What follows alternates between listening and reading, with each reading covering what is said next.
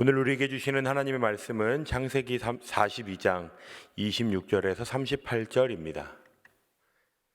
창세기 42장 26절에서 38절 말씀입니다. 그들이 곡식을 나귀에 싣고 그곳을 떠났더니 한 사람이 여관에서 나귀에게 먹이를 주려고 자루를 풀고 본즉 그 돈이 자루 아귀에 있는지라. 그가 그 형제에게 말하되 내 돈을 도로 넣었도다. 보라, 자루 속에 있도다.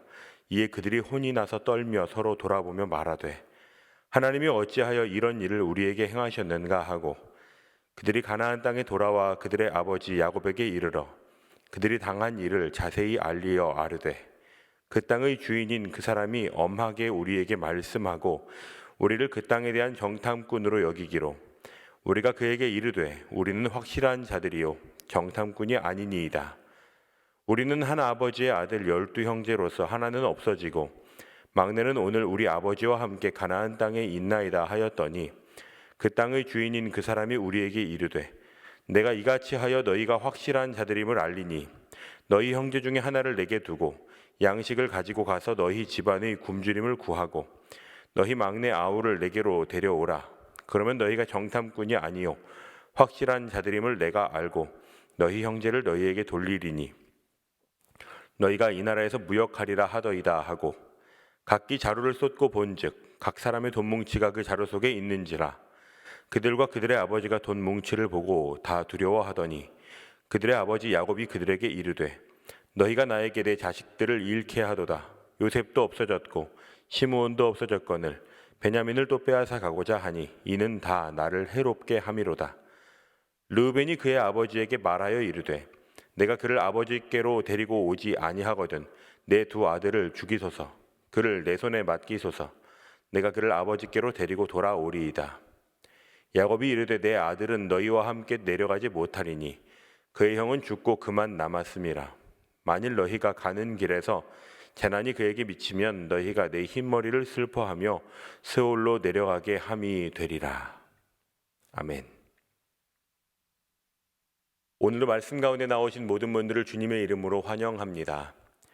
창세기 저자는 요셉과 형들의 만남을 아주 긴장감 있게 전하고 있습니다.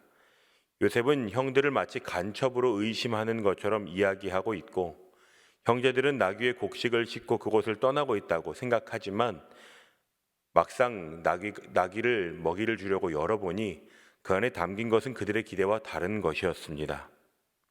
시므온이 고향길에 동행하지 못하는 것도 그들에겐 괴로움이지만 곡식이 아니라 돈이 먼저 보이는 상황은 그들을 몹시 당황하게 했습니다. 그들은 이제 시므온도 볼모로 잡혔고 꼼짝없이 다시 돌아가거나 곤란한 일을 만나게 될 가능성을 마주해야만 합니다. 애굽의 군대가 그들을 추격해서 추궁하기라도 하면 마치 애굽의 은을 가지고 간 것으로 보일 수 있는 상황이기 때문입니다. 28절을 우리말로 보면 그들의 마음이 철렁 내려앉았다라고 기록하고 있습니다.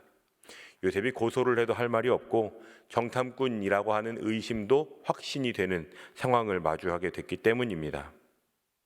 형들은 아직 눈치채지 못하고 있지만 이 자루 속에 든 은은 요셉을 팔아넘겼던 형들의 죄악을 생각나게 합니다. 형들은 자신들이 어떤 행동을 했는지를 다 잃어버리고 이 화살을 하나님께 돌리고 있습니다. 하나님이 어찌하여 이런 일을 우리에게 행하셨는가라고 말하고 있는 것입니다. 이 아들들은 야곱에게 돌아와 자신들이 당한 일은 이야기하는데 유익한 이야기들은 강조하거나 거짓말로 부풀리고 오히려 곤란한 이야기들은 축소하고 있습니다. 자신들의 신분이 확실해서 돌아올 수 있었다고 이야기하지만 시므온이 자신들의 눈앞에서 결박당한 일이나 3일이나 감옥에 갇혀 있었던 이야기들은 부각하거나 언급하지 않습니다. 요셉은 분명히 말했습니다. 동생을 데리고 와야 생명을 보존하게 될 것임을. 하지만 형제들은 막내 아우를 데려가면 자신들은 그곳에서 무역도 할 수 있을 것이라고 거짓말로 아버지를 설득하고 있습니다. 심지어 일부러 아버지 앞에서 자루를 한 번 더 쏟습니다. 그 안에 그들은 뭐가 들어있는지를 알고 있습니다. 그들은 이 돈으로 인해 어떤 일이 일어날지 모르니 아버지가 빨리 결정해야 한다고 재촉하고자 하는 것입니다. 야곱의 눈앞에 쏟아진 돈 뭉치는 20년 전의 사건을 기억나게 하고 있을 뿐입니다. 야곱의 20년간의 심증이 이제 확증이 되어가고 있습니다. 내 아들 요셉이 어떻게 형들과 함께 나아갔다가 죽음을 맞이하게 되었는지, 자신의 아들들이 가지고 온 돈을 보는 순간 그 사연이 해석이 된 것입니다.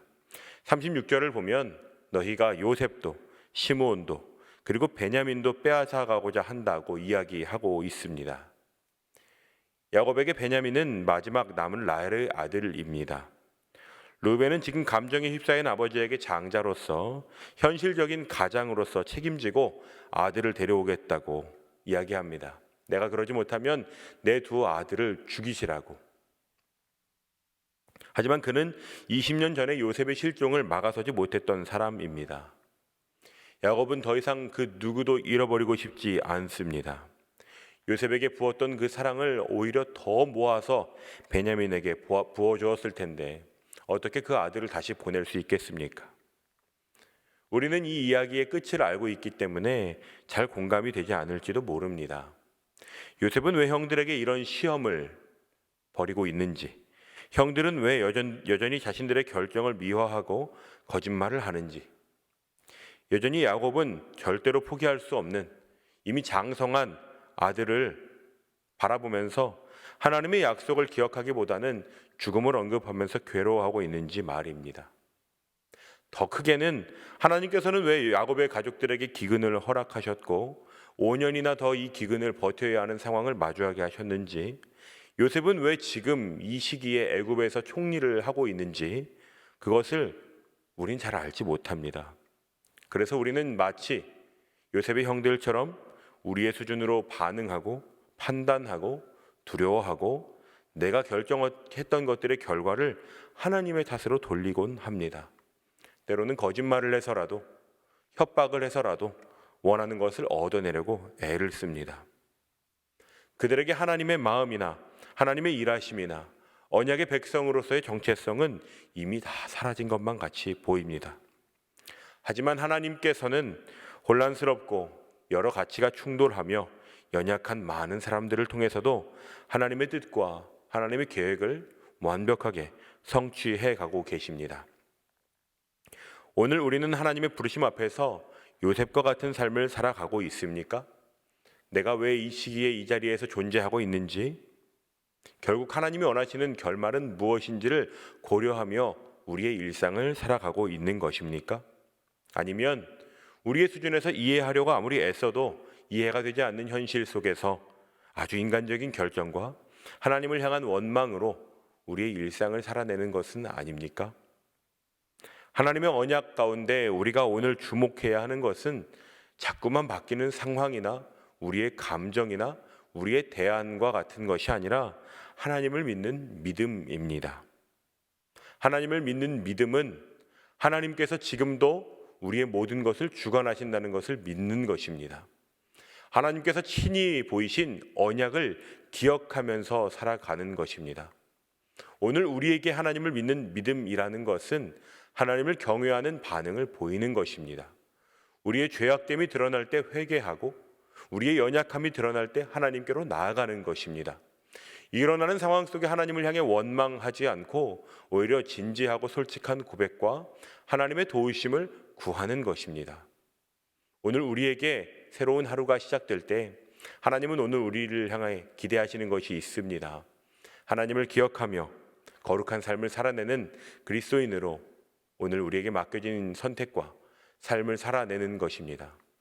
사랑하는 성도 여러분, 우리에게 허락된 이 하루, 우리가 오늘 읽은 본문 함께 나눈 이 주제들 안에서 우리에게 하나님을 믿는 믿음이 분명하게 세워지기를 소망합니다.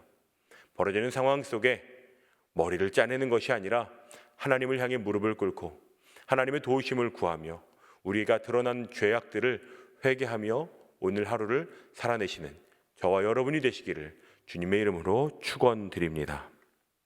말씀을 기억하며 함께 기도하겠습니다. 오늘 우리의 삶이 인간적인 방법이나 속임수나 우리가 얻고자 하는 것을 얻는 노력이 아니라 하나님의 언약을 기억하며 하나님을 믿는 믿음 안에서 살아가는 하루가 되기를 소망하는 마음으로 기도하기를 원합니다. 이 마음을 모아서 함께 기도하시겠습니다. 살아계신 아버지 하나님, 오늘 요셉과 요셉의 형들의 이야기를 통해서 우리에게 다시 한번 하나님의 언약을 기억하며 하나님을 믿는 믿음이 필요함을 생각나게 하시니 감사합니다. 일어나는 상황 속에서 당황케 되는 이야기들 안에서 하나님께 원망하거나 일어난 일을 축소하거나 부풀리거나 그것으로 윽박지르며 협박하는 반응이 아니라 우리가 보일 것은 하나님의 언약을 기억하며 우리가 결정하고 반응할 수 있는 선한 것, 아버지의 마음이 향하시는 곳, 더 넓게는 하나님의 언약을 기억하는 믿음을 보이는 것임을 알게 되었습니다. 오늘 우리가 살아가는 삶 속에서 하나님을 믿는 믿음이 구체적으로 드러나게 하시며 우리의 삶을 통하여 하나님의 언약이 이 땅 가운데 이루어지는 일에 우리를 사용하시기를 소망하는 마음으로 나아가기를 원하오니 이 소망을 가지고 나아가는 모든 성도들의 기도의 제목들을 주님 들으시고 은혜를 베풀어 주시옵소서. 이제는 우리 주 예수 그리스도의 은혜와 하나님 아버지의 사랑과 성령님의 교통하심이 하나님을 경외하며 주님을 믿는 믿음으로 살아가기를 작정하는 모든 성도들의 삶 가운데 이제로부터 영원까지 함께 하시기를 간절히 축원하옵나이다. 아멘.